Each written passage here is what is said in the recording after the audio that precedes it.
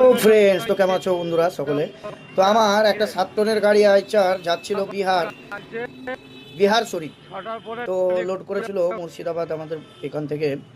যাওয়ার পথে জামুই, বিহারের জামুই ঢোকার মুখে নো এন্ট্রি করে দিয়েছে। আজকে 13ই নভেম্বর 2025 বিহারে ভোট গণনা। তো ভোট গণনার জন্য পুরো নো এন্ট্রি করে দিয়েছে। রাস্তা তো দেখতে পাচ্ছ বন্ধু, কাঁচা মাল লোড আছে, কলা। তো পার্টি তো মাথা খারাপ করে দিচ্ছে ফোন করে যে গাড়িটা কি হলো কেস দাদা। গাড়িটা অলরেডি 1-2 ঘন্টা লেট হয়ে গেছিলো, নাহলে যদি ভোর ভোর জামুই পার করে দিত তাহলে হয়তো বা গাড়িটা এতক্ষণ মার্কেটে ঢুকে খালি করে বেরিয়ে যেত।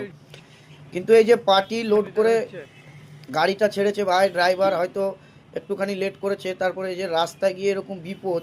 ভোট গণনা বিহারে গাড়ি সব নো এন্ট্রিতে আটকে দিয়েছে, প্রাইভেট গাড়িও যেতে দেয় না। তো গাড়িটা আজকে রাত্রেবেলায় গিয়ে যদি ঢুকে তা পার্টি ভাড়া দিতে গিয়ে ক্যাচ ক্যাচ ক্যাচ ক্যাচ করবে।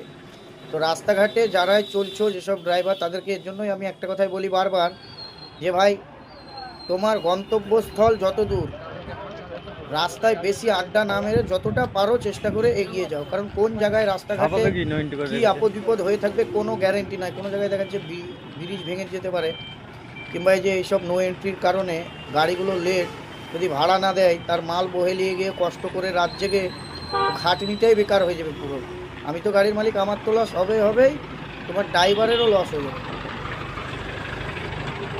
প্রাইভেট গাড়িও যেতে দিচ্ছে না।